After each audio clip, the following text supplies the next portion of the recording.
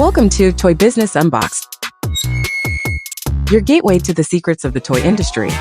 Here, Jason Shea, a toy entrepreneur and expert in the field. Every product we develop is really inspired by some of the real life experience that we have with our son. 60% of all toys last year were sold on Amazon, which is incredible. Be passionate about it because it's a road, it's a journey. Like when you have an idea that you think is like gonna somewhat like change the world, make things better, I'd say go for it. We'll guide you through the enchanting world of toy design, marketing, and manufacturing. Now let the unboxing begin. Welcome back to another episode of Toy Business Unboxed. Today's guest, David, have a very unique background. He knows retail inside out, from opening his first store in 1986 to growing the Dragon, Lair, and comic fantasy empire into iconic brands and pioneering a franchise model that supports store owners across multiple different cities. David also has spent more than 35 years creating spaces where fans can connect over comics, games, and also storytelling. In this particular conversation, we'll dive into his vision for a more collaborative industry where publishers, manufacturers, and distributors and retailers can all come together, share information and resources for having mutual success. We'll also explore how data can be a very powerful tool to strengthen the entire ecosystem within the toys and game industry. So thank you so much for being on our show today, David. It's a true pleasure to be here. And also, as you can see, Little John has joined us.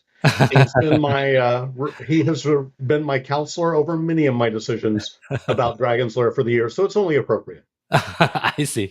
So I know you have been in retail for decades. What first inspired you to open your very own store back in 1986? I'd been in the industry in various ways even before 1986. Oh, okay. When I was in high school, I would go over to the local comic book stores and science fiction bookstores, and I would, spend time playing chess with the owners and organizing their books and just enjoying the culture that they brought to things. I see. When I got to college, I did like many of us did and followed someone we were interested in and got a job where they worked, which was not as creepy as it sounds. We were good friends. And I worked at two different stores, both of which unfortunately failed. And by the time that not because of me, just to clarify, but by the time that second store failed, I already was deeply enmeshed in the culture of the industry. And it was just natural for me to go up to the aforementioned friend, say, how much do you think it would cost to open a comic and game store, turn around and walk off before they could respond, just to leave them flabbergasted and gasping behind me. Okay. And where is this first location? What city, what state do you open the first location at? I was still attending the University of Texas at Austin when I opened my store in Austin on 35th and Guadalupe. I do not recommend opening a game store or comic store while you are taking classes as an undergraduate. It was not good for the store, and it wasn't good for my classes or grades. I see. But nevertheless, here I am 39 years ago, 39 years on. So I guess it worked out pretty well. I see. But looking back, like, how was it opening your own store? I believe the retail landscape is very different back then compared to right now. So it certainly was. I like to discuss comic and game stores as 3 generations worth of stores. Okay. First generation is where, truthfully, in the 70s and early 80s, stores would open up with no funding, and our fixtures at the time were often grocery store discards.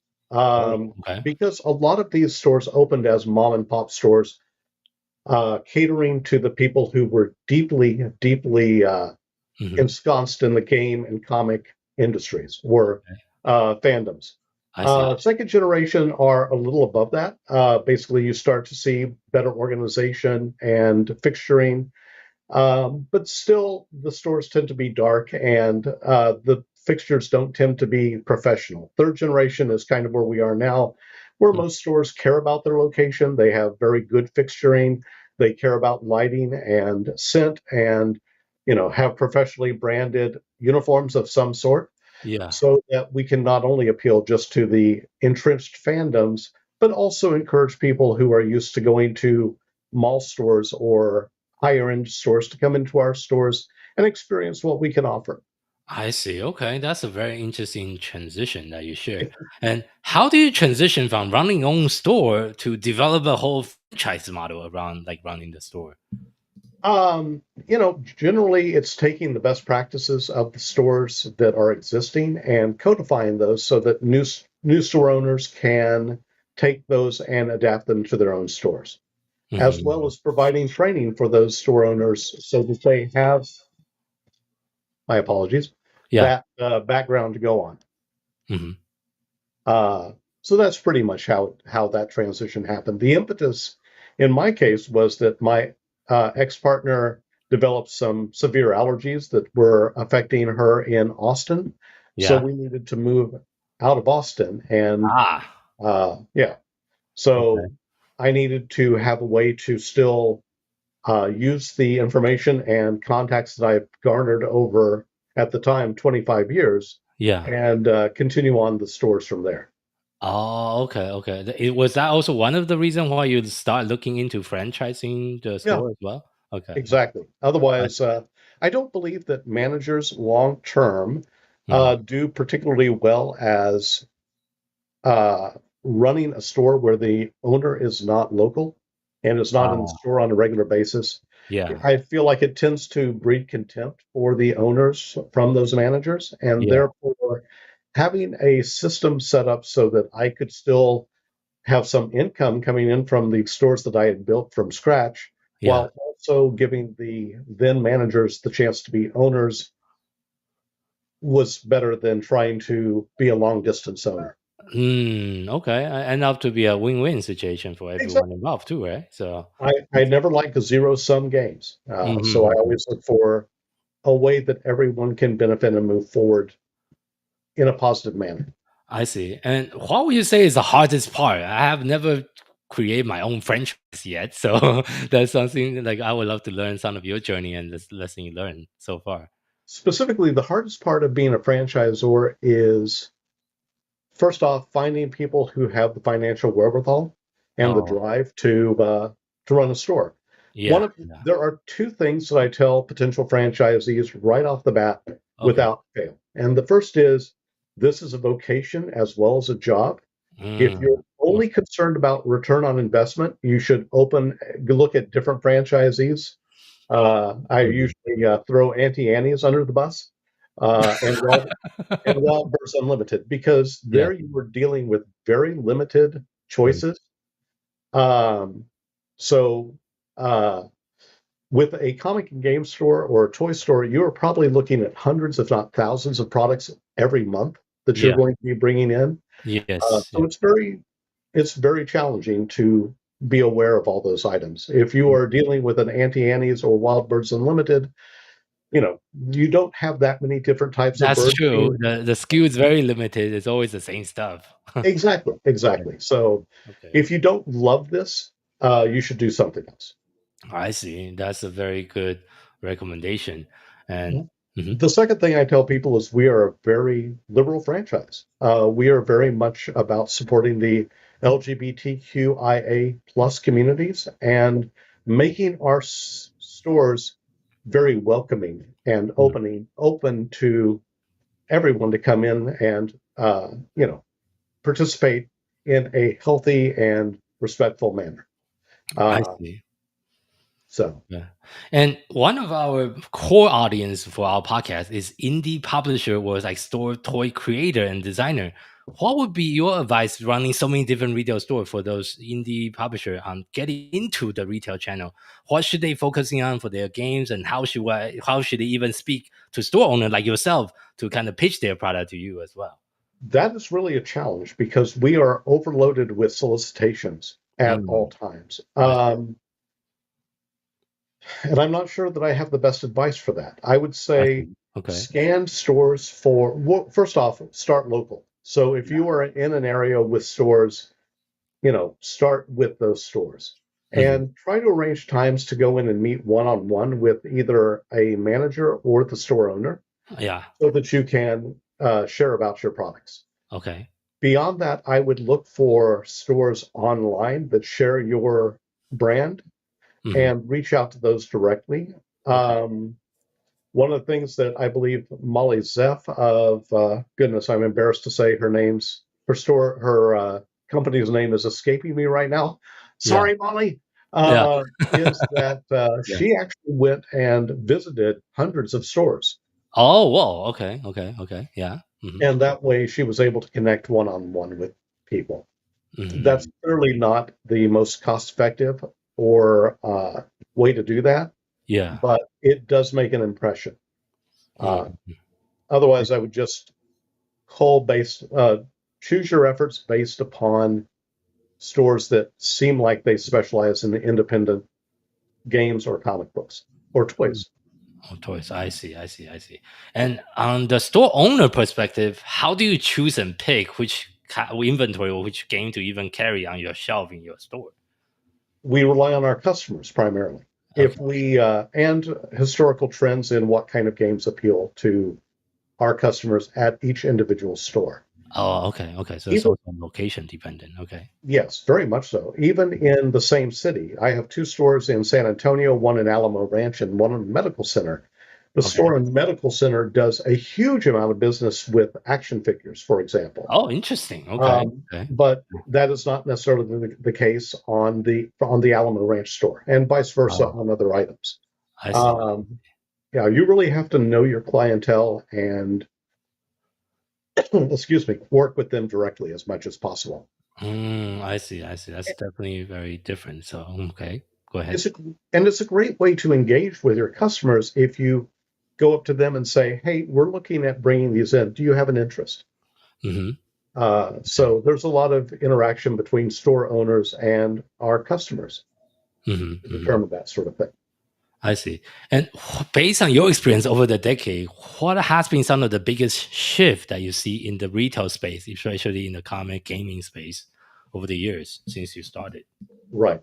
I mean, certainly given that I've been around for so many years, when we started off, a lot of stores did not even use cash boxes or cash registers.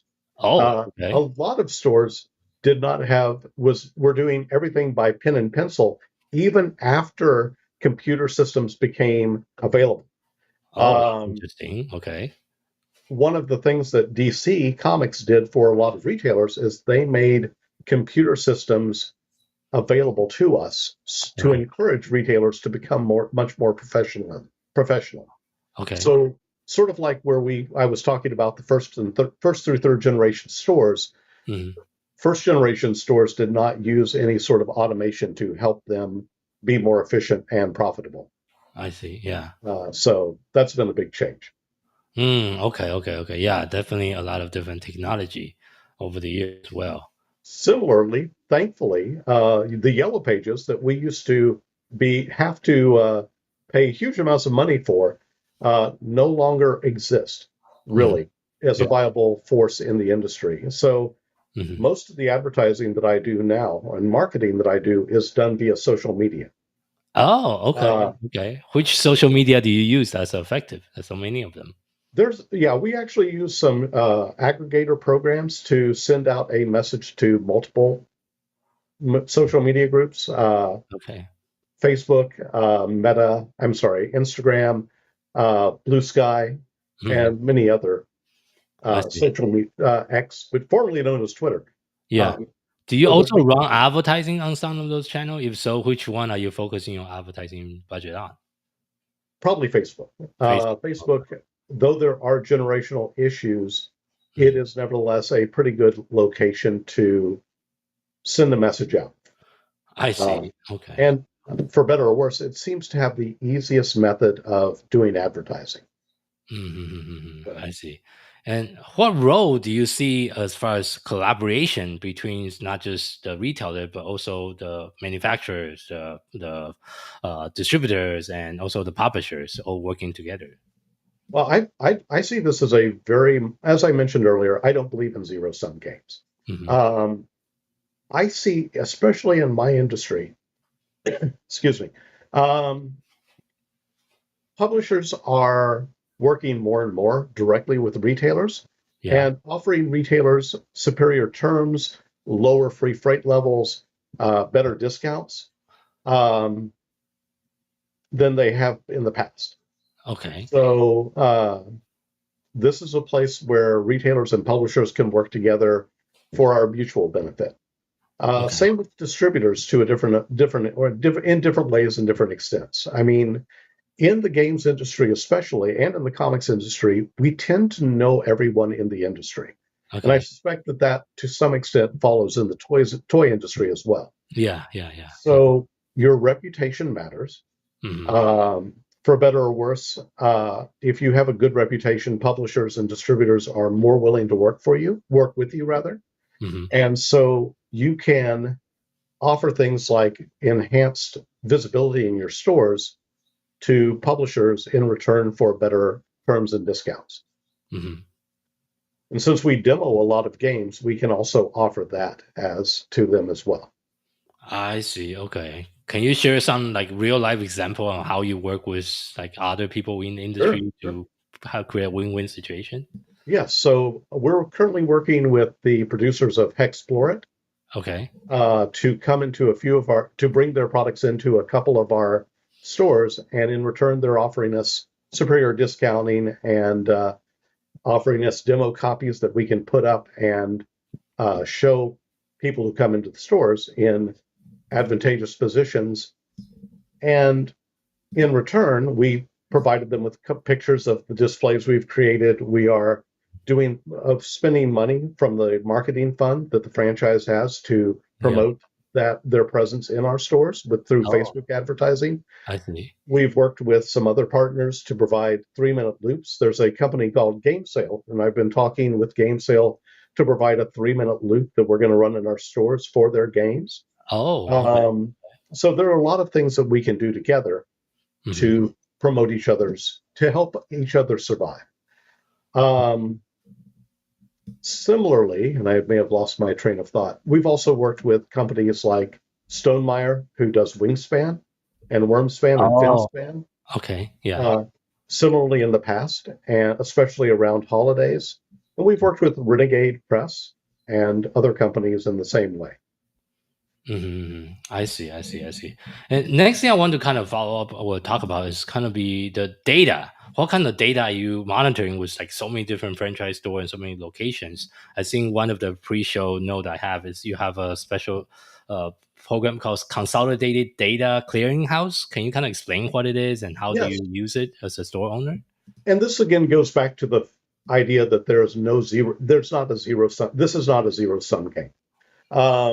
The consolidated list of publisher, manufacturer, and distributor data is essentially a place where publishers, manufacturers, and distributors can put as many details about their companies as possible in one place, so that rather than retailers having to hunt down all the publishers and distributors' data individually, they can just go to this one list and see everything in a spreadsheet. Okay. So I have currently about 182 publishers and manufacturers that have shared their data with me that I then make available to other retailers. And there's no cost for any of this. This is a labor of love, and because I believe that it's good for the industry. And this came out of the fact that I was building this list anyway for my franchisees. I see. Okay. Selfishly, because I didn't want to be the person tracking down all this data on my own, I made this available to publishers and manufacturers so that they had an incentive to fill in this data on their own, because I was going to share it with so many other retailers. I see. Okay. Yeah. What is is it mostly contact information, their catalog, or what is in the database? All those things, but it also includes things like free freight levels, what the discounts are that they offer, if you are available through Fair, what your Fair link is, so that instead of having to pay the general Fair expense, retailers can go directly to your page and you avoid some of those costs. So that's a win for the publishers who are providing that information. Retailer locator data, as you mentioned, catalog data. If you have people who go out and demo your games or comics or demo your where retailers can find that information so they can set up events at their stores. I see. Just pretty much anything that I could think of. It's very much a kitchen sink approach, but I also have a place for publishers to put in things that they would like me to include, and I've added those things in over time. Okay. This is really just all tiers of the company, of the industry working together so that we all benefit.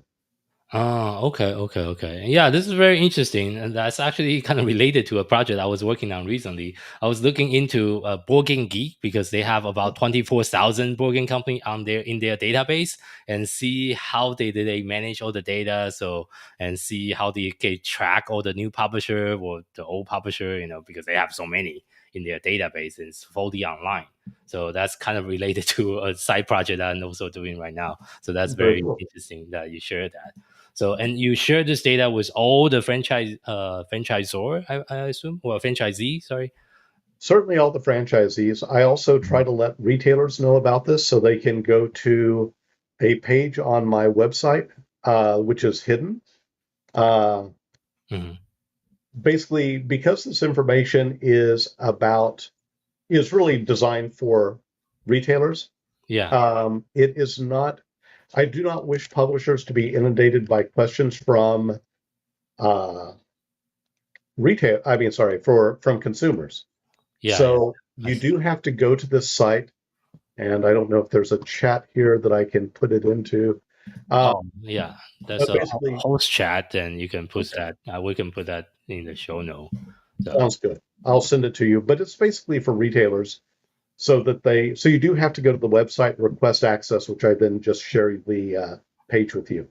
Oh, interesting. Yeah, I would love to see how you put that data together. That's a very interesting data set for sure. I'd be happy to do that. Yeah, and of course, over the years, like what are some of the, I guess, improvement that you have implemented across your store, and what are some of the exciting projects you're working on for the upcoming years? I would say that when I started off, I had never taken any business classes. So I was very ignorant when I opened the store.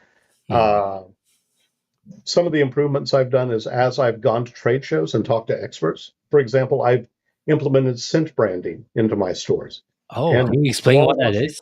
Yeah, certainly.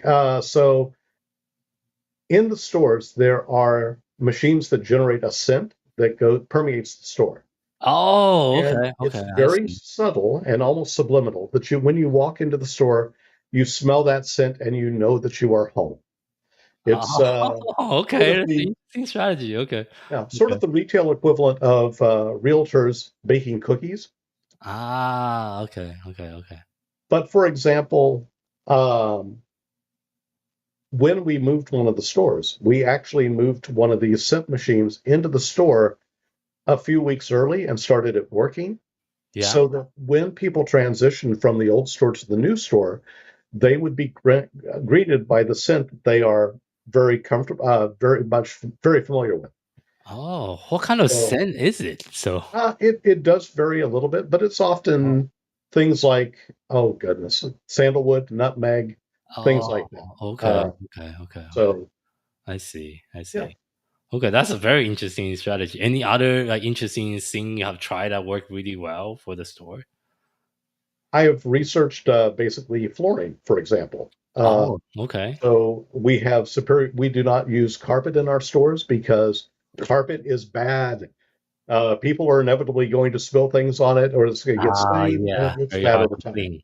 Yeah. So one of the things I encourage my franchisees to do is to spend the extra money for either a painted concrete look or a high grade vinyl tile that often has sort of a wood look.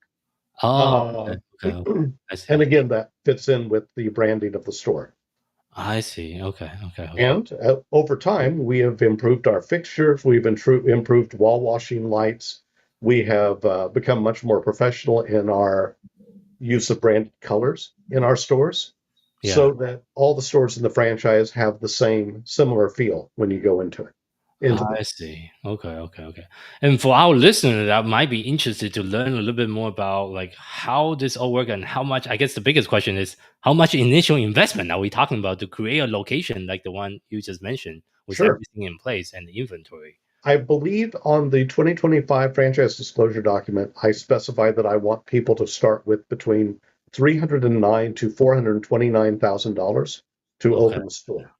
I see. You're going to use approximately 2/3 of that to buy your inventory, your fixtures, your signage, etc. And then I want you to have the other funds on hand to help you as operating expenses, because you're not going to be profitable day one. Yes, of course. Yeah. How long does it take to be profitable in the retail setting? It really varies on different factors, which some of which are out of our control.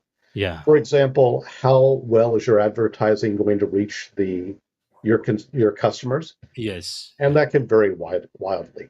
Not wildly. Well, both. So I can't really predict that, and that's what I tell my franchisees.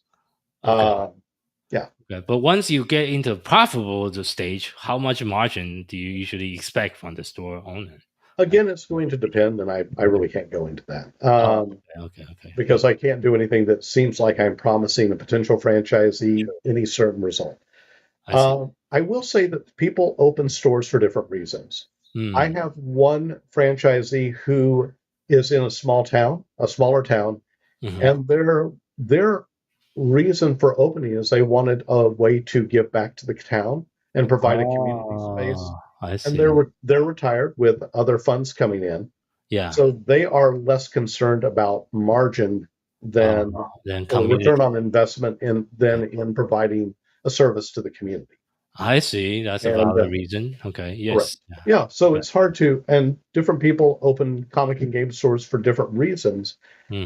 As long as they identify with the core principles and culture of the franchise, and they're in a place with enough population that I reasonably expect them to succeed, I'm happy to talk to them about opening a franchise.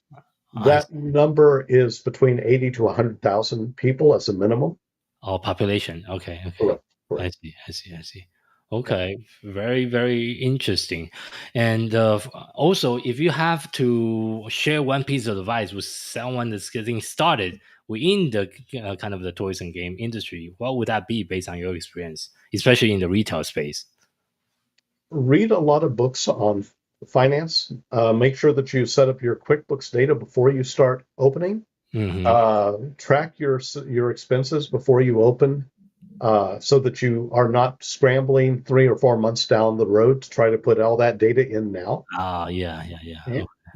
Work with a professional to put in the data correctly so that you don't have to try to retroactively go back and change it. Read books like Paco Underhill's very good at Why We Buy, so that you can understand the way consumers move through a store and what motivates them to look at different areas. Goodness, any basic financial books are a good thing. I also, one of the most important pieces of advice that I give to potential franchisees is to not discount. Our margins are so small that we cannot afford to discount. I see. Okay. I see. Yeah. Okay, that's all very solid piece of advice for someone that's looking into getting into the retail space, and that's very different than my background. It's all e-commerce and everything digital. So that's my background with all the different businesses I run. So everything is online. So one of the things I point out to our franchisees is that everything we sell can be purchased less expensively online. So the reason that people come to our stores is they want the experience of being part of our community. And supporting a place that is owned and run by people who love the things that the customer loves as much or more than they do. I see. Okay, that's a good point. Yes, yeah. Otherwise, it's very hard to be competitive with the word of Amazon and everything going on, obviously. Correct. Our customers come to us because they connect with us. So we need to provide as many opportunities for connection as possible. Do you also run quite a bit of community-based event in the store as well then? Yes, we do. If you looked at the calendar for any of my stores, any of the franchise stores, you will see that their community calendar is incredibly full. Oh, We do a lot of pre-release events. We do Dungeons and Dragons nights. I see. Yeah. I see. So there's something going on almost, if not every night of the week at the stores. I see. Is there a location in the Arizona, Phoenix area that you're planning to open soon? Because that's where I am at. Not yet, but if you would like to talk to me about being a franchisee there, I'd be happy to talk to you about it. I see. Okay, got it. We support new franchisees with a hell of a lot of training, and that goes on even after they are once they've opened their doors, we still do a lot of support. Got it. Okay. Got it. We have a weekly marketing meeting that franchisees can attend. We have a marketing contractor who we work with, every day. We also do regular blog spots. We also have two other franchisee meetings. One is operations, where people could come in and just ask questions for how things are working in their store. The other meeting is a strategic meeting where franchisees get together on a call and talk about how the franchise as a whole is going to progress. I see. Got it.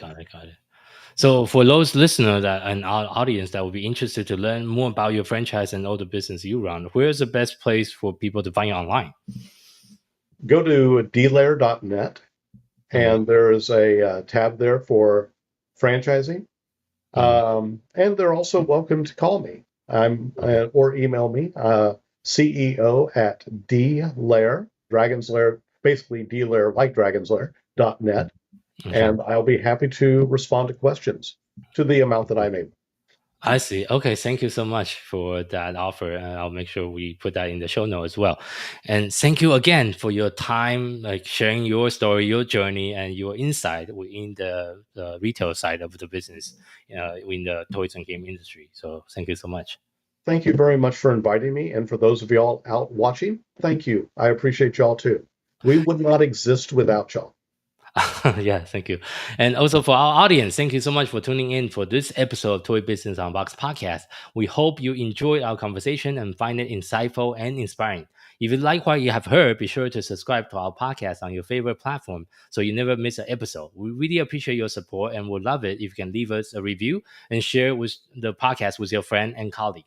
For more resource tips and the latest update within the toys and game industry, visit our website at toy-launch.com. Join the conversation and connect with us on social media using hashtag Toy Business Unboxed. We'll love to hear your feedback and suggestion for future episodes. Until next time, keep innovating, keep creating, keep bringing joy to toys. This is Jason Shea signing off on the Toy Business Unboxed podcast. We'll see you all in the next episode. Thank you so much, everyone.